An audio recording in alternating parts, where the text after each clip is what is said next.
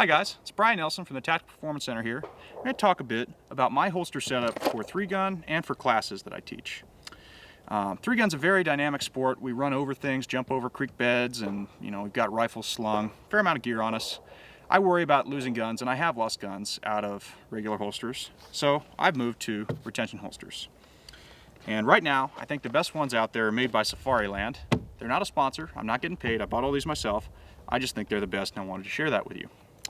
My bread and butter holster right now is an ALS holster. This is the one I use in matches. You can see it's got a fair amount of wear on it. And the way it works is it's simply, there's a lever here that releases the gun. If not, the gun won't come out. It's very quick. As you can see, there's very little resistance as soon as I get that lever depressed. Very quick. I'm not having to jack the gun and belt up all the way to my neck to get it out. And it's pretty secure. And you can see this one I put an extended button on from Oregon Trail Defense. They call it the nub mod. You can kind of compare and contrast that to a standard one. This nub mod had to be modified to fit a 1911 holster. Pretty easy to do if you got a belt sander or a Dremel. So that's the ALS line. And we're going to get a little bit deeper into the models of the ALS holster. This is a 6370, which is a concealment holster. This is a 6390, which is a duty holster. They both had QLS plates added by me, but if you set them up where the belt would hang normally, you can see what the difference, and I'll actually show you on a Glock 6370 versus a Glock 6390. Duty holster, concealment holster. You can see the concealment holster will actually ride a fair amount lower. The other thing is the duty holster has 2 holes here for a little thumb shield to stop a bad guy from grabbing your gun. This is a $90 holster, this is a $40 holster. The way I set them up on my belt is I will take a duty hanger or just a piece of Kydex. This one was actually made by my friend at SoCo Kydex. And I put them on a QLS clip and fork. So if you're going to buy one for that purpose, I would recommend getting the concealment model because it's cheaper. Leaves you some money left over for a fork and a plate. And you're going to be throwing away the duty hanger or putting on something else anyway. I just use a piece of Kydex to mount it there. And the lower ride of the concealment holster really isn't bad. I actually kind of like it. Not a whole lot of difference either way. So that's the ALS series. There's also their level 3 series, seen here on an M&P, which is a little bit overkill for what we do in 3-gun, but it's very popular among law enforcement. Figure it bears talking about. What it is it's an SLS hood. Push down, it goes forward.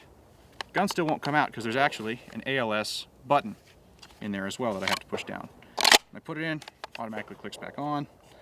It's very secure, and Oregon Trail Defense does actually make a nub mod for these as well. Then the last one we're going to talk about is the 578 ProFit. It's a pretty nifty little holster because it fits many, many guns. The way it works is there's a little adjustment screw in there and a little shim for the trigger guard length or width. And to release it, I push on this tab right here and it releases the gun. It's very good for guns like a CZ75 that are tough to find retention holsters for. Wouldn't necessarily be my first choice because it's just a wrapped piece of injection molded plastic. Feels very well constructed, especially compared to like a Blackhawk Serpa, but it's not quite the same as one solid piece of Kydex. And the other thing is I do worry about potentially a rifle sling getting up under here, popping the lever, popping the gun out. And then the neat thing about the QLS forks on all these guns is I can move the same holster and gun from my 3-gun belt. I need to shoot this gun at a match, and I can put different pouches on the belt with the ELS system. Or my class belt, which is just a HSGI battle belt. Clip it onto a duty hanger there. And then, no matter what mags I'm using, they fit in these taco pouches. So if I want to shoot a Glock 41, which is a 45 ACP, I pop it in there. I want to shoot my 2011, pop this off, pop the 2011 or 1911 on there, and the mags will fit in the same pouch, and if I want more tension, I adjust it like that.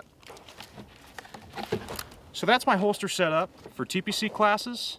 and for 3-gun matches. If you have any questions, feel free to message the page. Please like, share, subscribe, and have a nice day.